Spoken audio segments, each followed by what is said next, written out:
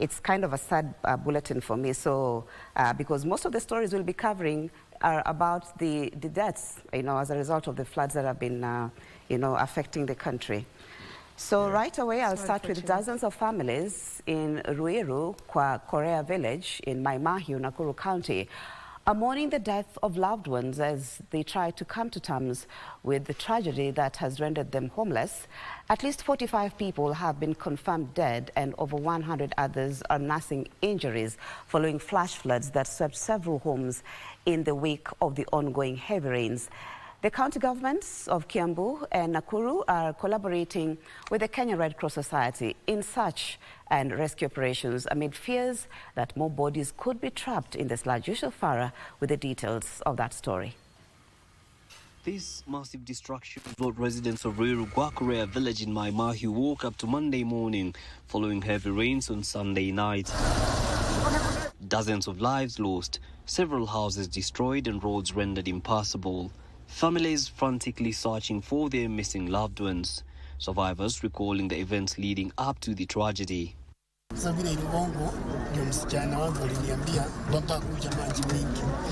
Nikajaribu kumshika nikashindwa, nikajaribu kushika mtoto mwingine kijana nikashindwa. Sasa mimi nikapelekwa na maji nje, maji kaenda nikasimama kwa kitingi kwa hapa ni pale kwa ile kliniki kora mwili ya kora hiyo ndio inisaidia. Maji ilikuwa mingi sana zaidi. Sasa kwa hivyo msichana wangu alienda akatupa huko akapatikana huko kwa miti juu. Kanyaga chini hakukuwa na maji. Lakini immediately kufungua mlango ya sitting room maji nyumba ikabomolewa nyuma na maji. Ikatufuata. Hapo kulikuwa na hii gas. Ikakuja imenisukuma nje. Nisukuma nje, mzee akajiokoa akarudi nyuma. Na nyumba ikaanza kubomoka akatoka. In the aftermath, many are mourning with no possession and depending on humanitarian aid from the national and county governments. Kijana bado saizi jampata. Hakuna kitu yote nimepata. Nimebeba vitu zangu zote. Sasa ningeomba mtu yote anaweza kutusaidia atusaidie. Lakini hatukuwa na nguo zote. Tulikuwa tumetolewa nguo zote na maji. Pole Mungu ametuokoa. Ingine tunaweza kusaidiana, ametuokoa kabisa. Ametuokoa kabisa. The Kenya Red Cross Society confirmed 45 persons perished and over 100 others admitted in nearby health facilities. Tumekuja na mattresses karibu 1000, tumekuja na blanketi, tumekuja na chakula na tutaendelea kuleta chakula zaidi, tutaendelea kusaidia mpaka tuone ya kwamba hatupotezi maisha. Your Excellency, tuko na watu kama 110 wenye wako kwa mahospitali in different status. Wengine tumetuma huko Kijabe wenye pengine fractures ziko other issues. Wengine tumetuma hapa Naivasha Referral Hospital wenye wana need a lot of medical help. Uko mbele kuna mahali hakuna mtu inasimama, hakuna nyumba hata ya magorofa. Kwa hivyo we fear there are still bodies down there. This even as the Ministry of Water and Sanitation dismissed claims of the flooding being caused by a breaching of a dam. In a press statement, the ministry clarified that the flooding was a result of a blockade tunnel that was to channel River Tongi on the railway line. Deputy President Rigathi Gachagua, who condoled with families that lost their loved ones, says the national government will continue to monitor the situation and prioritize urgent interventions in affected areas. Don't dare nature. Kwa sababu mimi naona na ninasikia huzuni sana. Watu wakitembea wanakuta pahali maji iko na fujo, inatembea ikiwa na fujo mingi sana. Wagari wanaelekeza ngari huko ndani imebeba watu, wanasobwa na maji, wanapotesha maisha yao, wanawacha familia zao zikiumia. Survivors of the Maimahiu tragedy are being accommodated at Ngea Primary School near Maimahiu town. Meanwhile, the death toll from Sunday night's flash floods in Sindio Suba South Sub-County, Homa Bay County has risen to 4 after authorities recovered the body of a child on Monday. Suba Deputy County Commissioner Peter Okiring says about 100 houses were destroyed. We have had the County Disaster Management Committee, which is a multi-agency team that has worked around the clock to mobilize resources to support the families that have been displaced, the families that have been injured. Even as the search and rescue operations continue in this area, Kenyans living on flood-prone areas are being urged to move urgently to prevent any further losses of lives. Yusufar reporting in the county of Nakuru. Thank you, Yusufara, for that report. And just to let you know that the cabinet will be meeting this morning, and that's what the president says, and they'll be discussing additional measures to be put in place to help those who have been affected by the ongoing floods. And we move on, where residents of Kiganjo Village, that is in Gitugi Ward in Mathioya constituency, Murang'a County, are mourning the death of 6 family members who perished in a landslide on Sunday night. Efforts by neighbors to rescue the victims, who were in 4 different houses covered by the landslide, were hampered by the ongoing heavy rains. Gripped by shock, residents of Kiganjo Village in Mathioya, Murang'a County, watch from a distance and in disbelief. The aftermath of a natural calamity that took the lives of 6 of their neighbors. Some residents and members of the Murang'a County rescue team are trying to retrieve the bodies. Tumepatwa na simanzi asubuhi ya leo. Kwa maana kutoka leo asubuhi hata ukiangalia huko juu unapata miporomoko imekuwa mingi. Mvua imenyesha, na sasa venye mvua imenyesha tumewapoteza wapendo wetu 6. Na bado kuna ng'ombe wenye wako tu huku kwa mchanga bado. Hata penye sasa unatuona tumesimama tuko juu ya nyumba. Ukiangalia mahali hapa janga kubwa limefanyika, and looking kuangalia tu hii matope peke yake ni shida kubwa kupita. Rescue responses imeharibika kabisa, manake hii matope imekuwa mzito sana. So kwa saa hizi tumeweza kutoa miili 6, watoto wakiwa 3 na watu wazima wakiwa 3. The unfortunate event happened midnight Sunday. The landslide, dragging along trees, damaged 4 houses and killing its occupants, all from the same family. Na hiyo ni jaga kubwa kwetu kama watu wa Getuge. Na tunaomba kwamba wale ambao wako katika eneo hili wahame. Kunazo sehemu ambazo tumetenga za kutumiwa na watu. Kuna pale Mutito Polytechnic ambapo kuna space kubwa sana, na vile vile Goto Primary School kuna classes ambazo ziko pale ili watu wote watumie ili wazikae hapa, kwa sababu hatutaki mambo kama hata nairudie. Na kuna Ngutu Primary School, na kama Red Cross tunataka tuende tu assess mahali pale, tuhakikisha kwamba ni mahali pasafi, mahali ambapo hawa wanakijia wanaweza kukaa vizuri bila shida yote. Na wakifika mahali pale tutaweza kuhakikisha kwamba wamepata malazi ya kulala. Another landslide occurred at Kiamahindu, blocking the road leading to Kiritigal Secondary School, with road users plying Mudangari Kiamuturi Road left stranded. According to the residents, the area is prone to landslides. Kamcha Menza reporting there. Now, at least 13 people were left dead after the detonation of an improvised explosive device, IED, in Elwak town, that is in Mandera County. Police suspect the attack that occurred outside an eatery in Elwak town, often visited by non-locals, may have been carried out by the outlawed group that is the Al-Shabaab. This is the second such blast to happen using a donkey cart.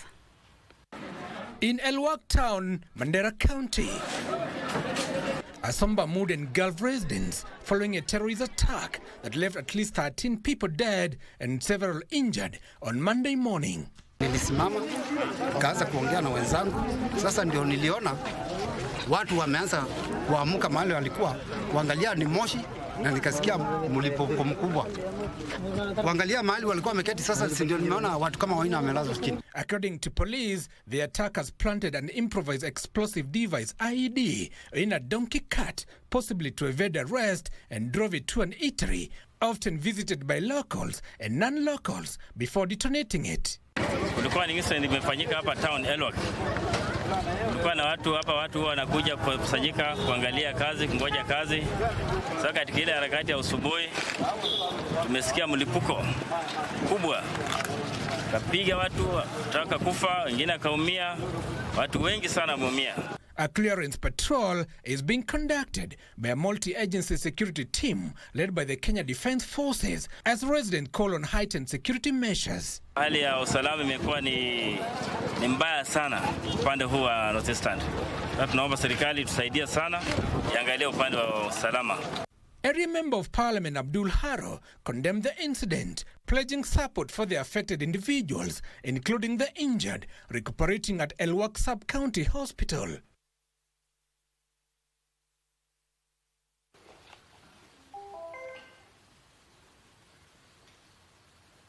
Now, African heads of states and governments have called for increased concessional funding from the World Bank's International Development Association, a facility that offers low-cost financing for low-income countries.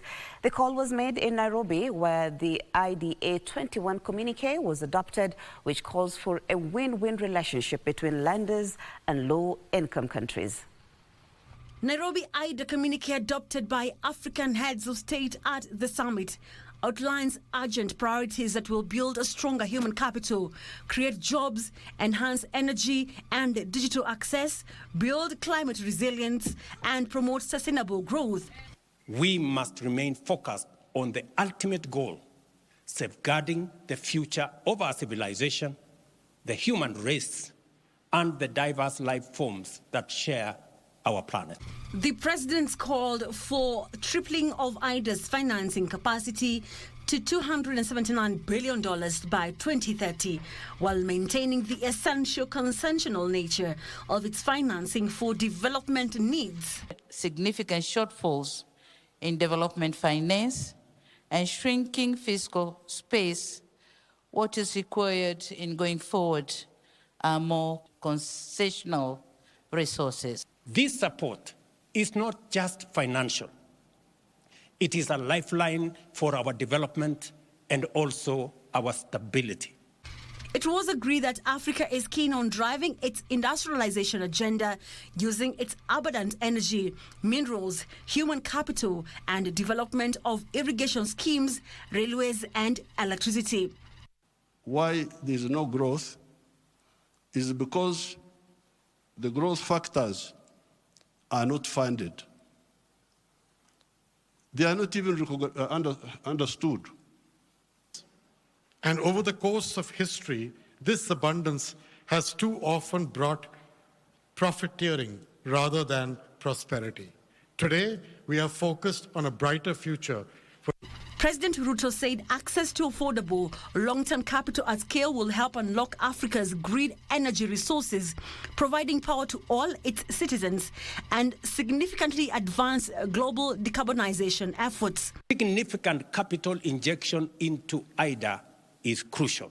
President Ruto urged African heads of state to take deliberate and robust actions in improving fiscal discipline, increase domestic revenue mobilization, develop investor-friendly policies, and enhance anti-corruption measures.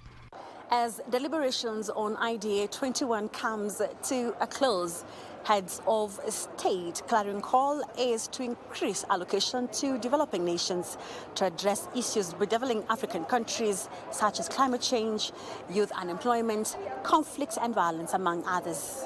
Reporting from KICC, I'm Wairimu Jenga. Thank you, Wairimu Jenga. We keep with the business news where calls to restructure credit financing models to reduce high cost of borrowing continued at the International Development Association IDA Summit in Nairobi, led by President William Ruto. Heads of state and government from Africa emphasized the need for favorable concessional loans that are low cost to ensure that the continent is not crippled by debt. According to the International Monetary Fund, the average debt ratio in sub-Saharan Africa has almost doubled in just a decade, from 30% of GDP in 2013 to about 60% of GDP by end of 2022. Repaying this debt has also become much costlier. As of 2022, more than half of the low-income countries in sub-Saharan Africa were assessed by the IMF to be at high risk or already in debt distress. African leaders now say the lending ecosystem ought to adjust the interest rates meted on low-income countries to achieve sustainable lending. High interest rates lead to unsustainable sovereign debt, complicate refinancing, and destabilize our currencies. Sustainable growth remains elusive for African nations as we allocate more funds to debt service than to crucial sectors like education, health, and social protection. According to a UNDP report on reducing the cost of finance for Africa, 62.5% of rated African countries were downgraded by the big three credit rating agencies between 2020 and the first half of 2021 due to the impact of COVID-19. This is compared to a global average of 31.8%. The heads of state and government say solutions such as establishing a multilateral credit agency would counter the dominance of the top three credit rating agencies whose rating is used to determine interest rates when lending. Last year, we brought to global attention that African nations pay interest rates up to 5 times higher than typical World Bank IBRD rates. The intersection between climate and debt makes imperative the need to reform the global financial architecture in a way that delivers more resources to our countries to help address the current polycrises affecting our development and that of future generations. High debt distress, or the risk of it, has been synonymous with African countries, and the heads of state who attended the IDA 21 have been adamant that there is need to restructure the loan financing across the world to accommodate African countries and ensure sustainable development. Reporting from KICC Nairobi, I'm Betty Kiptum. Thank you, Betty Kiptum. The Office of the Data Protection Commissioner has issued 60 enforcement notices, 8 penalties and 6 fines since being in operation that is in 2019. Data Protection Commissioner, that is Immaculate Kasait, says the Office of the Data Protection Commission has a complaint resolution rate of 75% after receiving over 5,300 complaints to date, mainly from data protection issues related to use of personal data by data handlers. The Office of the Data Protection Commissioner in September last year imposed fines totaling 9.3 million shillings on 3 distinct businesses found guilty of breaching data protection regulations. The Data Protection Office says its efforts have not been in vain as it seeks to streamline data protection compliance, especially by data handlers. We've had cases where we have determined there is impasse for health institutions that have violated right to privacy, mounting surveillance. We've had cases of even designers who have picked the videos of their clients without their consent and played on their Instagram pages. The compliance also stems from awareness, even as the country is beginning to grapple with emerging issues, such as the use of artificial intelligence in data handling. In our awareness creation is to urge compliance in as far as whether it's AI or any other aspect in as far as the technology is concerned. In terms of government, we're already moving with speed and working on an AI strategy. We realized instead of just giving guidelines and policy on AI, is first to engage the public and the private sector on a strategy for AI so that we can come out with a substantive law that governs AI. They were speaking ahead of the Network of African Data Protection Authorities annual general meeting and conference to be held in Nairobi from next week. Why is it important for Kenya to host the conference? One, when we talk about data protection, it's an enabler, cross-cutting in the digital economy. So therefore, the conference brings together experts from public and private sector, civil society, NGOs, and development partners, and really it's for an opportunity to share and deliberate in advancing trends in personal data protection space. That report was by Alan Aoko, and so now we look at sports, where former African Queens Kenya Pipeline trounced Reunion Islands St. Denis by 3 straight sets in their final Group C match to advance to the quarterfinals of the ongoing Africa Women's Volleyball Club Championship in Cairo, Egypt. Meanwhile, Prisons Kenya will face Nigeria's Customs, while former African champions, that is KCB, will take on ASEC Mimosa of Cote d'Ivoire today in the last 16. Kenya Pipeline, under the tutelage of former Kenyan international Esther Jepkosgei, labored before bagging the first set 25-21.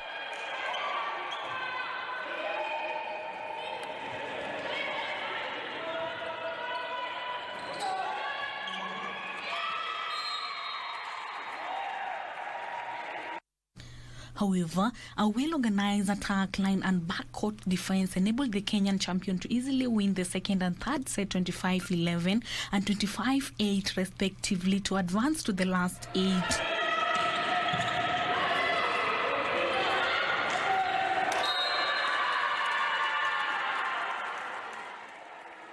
Pipeline was set to face the fourth-place team in Pool A in the round of 16, but the pool had only 3 teams, following Pipeline to become the first team to qualify for the quarter-finals.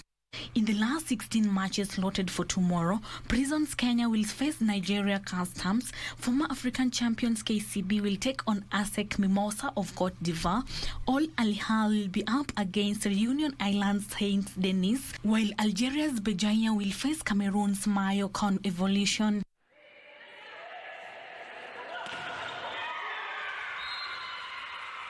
Well, that story by Nora Mwangi brings us to the end of the news this morning. Thank you so much for taking the time to start your day with us here on Good Morning Kenya. We still remind you to take care of yourselves. The rains are still going on, so take personal precaution to ensure that you're safe together with your loved ones. My name is Marie Yambo. I now want to give room to my colleague, that is Mike Megwe, who will be bringing you disaster preparedness perspective of engineers. They're already in studio, but before that, let's take a short break.